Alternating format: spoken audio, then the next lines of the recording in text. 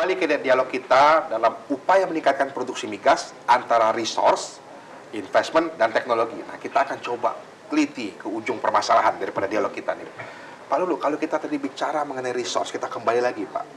Secara theoretical, Pak, mungkin historis juga. Resource kita masih ada opportunity nggak, Pak? Jangan-jangan resource sudah habis, sudah kering.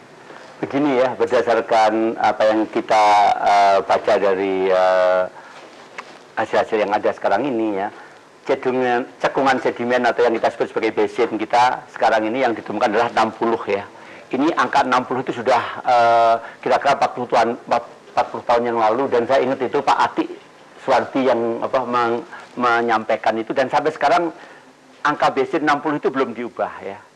Itu pasti kemungkinan basin-basin baru ditemukan dengan perkembangan ilmu dan teknologi ini dan kegiatan-kegiatan geologi ya. Nah, dari 60 basin tadi yang sudah dieksplorasi itu baru 38. 22 basin belum disentuh ya. Belum disentuh sama sekali. Yang sudah dieksplorasi 38 itu yang ada discovery ya, itu baru 23.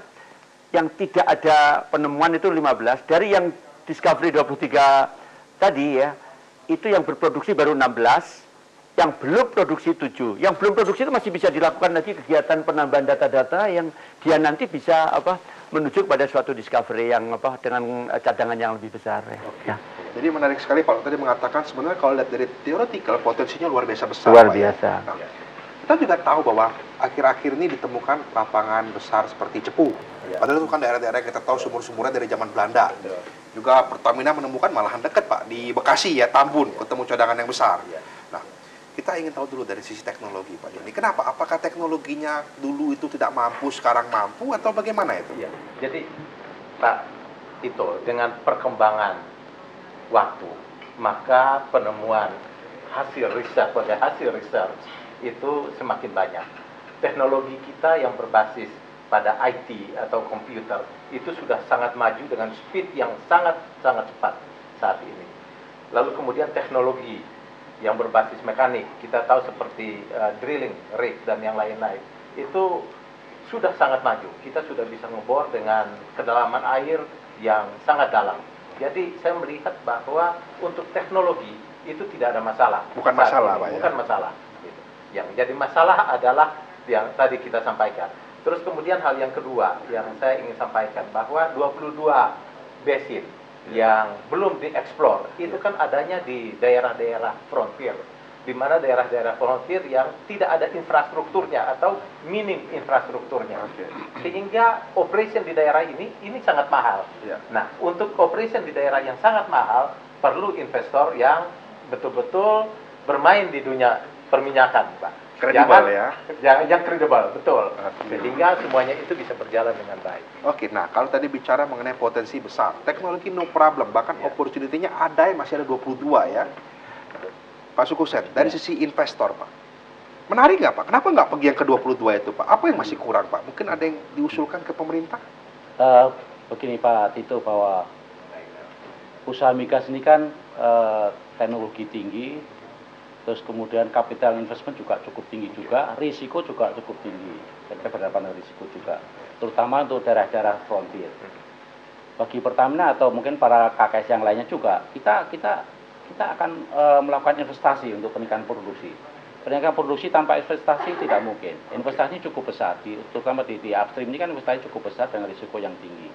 Kita melihat bahwa yang dulunya itu memang orang kan mencari yang mudah-mudah dulu, yang gampang-gampang dulu lah. Kita ngapain kan? Kita gampang, kita masuk ke Indonesia bagian barat, yang daerah-daerah disebut daerah konvensional, bukan frontier. Kita lakukan pengeboran di situ, lakukan evaluasi blok-blok yang memang sudah ada yang Pak Lulu tadi bilang ya. Kemudian di antara yang baru ini ada blok Cepu sama blok Pondok Tengah yang di Tambun itu, bahwa kita temukan baru. Bukan karena dulu tidak melihat, tapi dengan adanya teknologi yang baru kita punyai, kita bisa melihat yang lebih dalam lagi, sehingga kita bisa meningkatkan produksi. Kemudian kita juga sekarang ini saatnya bergerak ke Indonesia bagian timur, daerah laut dalam. Pertamina sudah memenangkan blok di tahun yang round sebelumnya ada di laut dalam. Jadi Pertamina sendiri juga sekarang bukan di onshore yang tidak risiko rendah, tapi juga kita Udah mulai berani ya. mulai berani di investasi di daerah yang risikonya cukup tinggi di laut dalam. Karena apa? Karena yang tadi disinggung 22 cekungan yang belum disentuh, itu kan kalau eksplorasi sebetulnya ada dua hal. Kita menemukan atau kita tidak sama sekali. Itu kan memang risiko yang harus dihadapi. Nah, kalau kita 22 cekungan tadi belum disentuh, kita masuk. Kemudian dengan teknologi yang kita punya dengan investasi yang cukup besar di daerah situ, kita menemukan cadangan cukup tinggi.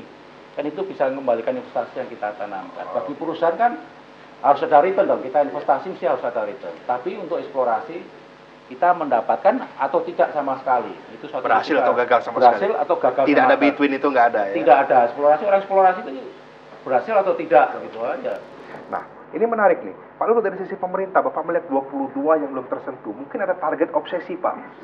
Bisa nggak 22 itu menjadi tersentuh dan bahkan menemukan discovery gitu, Pak? Gini, tadi Pak Patinasaran tadi menyinggung dengan baik ya. Ini kan daerah frontier itu di pedalaman ya, prasarannya sangat minim ya. Ada tadi Pak Sugusan menyebut di laut dalam ya. Laut dalam itu dalam laut yang sangat dalam ya. Jadi ini yang tentunya perlu biaya eksplorasi yang cukup besar lah. Tentunya pemerintah juga nggak boleh tinggal diam di sini. Harus diberikan semacam insentif ya, misalnya memberikan stage yang lebih tinggi ya.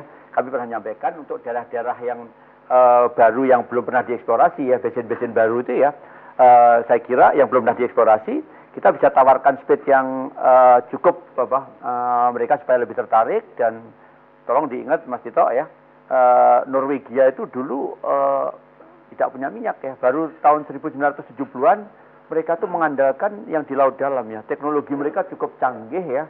Nah, mengapa tidak kita beri kesempatannya mereka-mereka yang punya pengalaman di bidang laut dalam ini untuk bergerak di laut dalam kita supaya mengundang semut-semut yang lain gitu loh ya. Jadi kalau nanti sudah mulai rame ya, prasarana yang di frontier sudah mulai rame, akan datang investor-investor yang lain yang akan mengikuti. Tapi pada awalnya harus diberikan ya itu tadi pemanisnya atau itunya insentif itu tadi. Harus dimulai Pak intinya ya, di daerah-daerah frontier itu yang khususnya 22 blok itu. Pemirsa, hal yang menarik tadi kita mendapatkan bahwa resource-nya secara teori ada. Nah, sekarang adalah peranan investment, teknologi ada. Investment ini harus mampu mewujud menjadi suatu operasi Pak ya, operasi pencarian migas yang real yang nah inilah urgensinya. Minyak sudah demikian tinggi, APBN kita terancam. Apakah bangsa ini secara keseluruhan, pusat dan daerah, ESDM dan sektor lainnya melihat sebagai urgensi penting untuk bersama meningkatkan cadangan migas kita, yang dalam hal ini kita setuju tadi Pak ya, diawali oleh suatu upaya eksplorasi. Saya Tito Loho dari Indonesia Business Today, selayaknya ini menjadi pertanyaan bagi kita semua.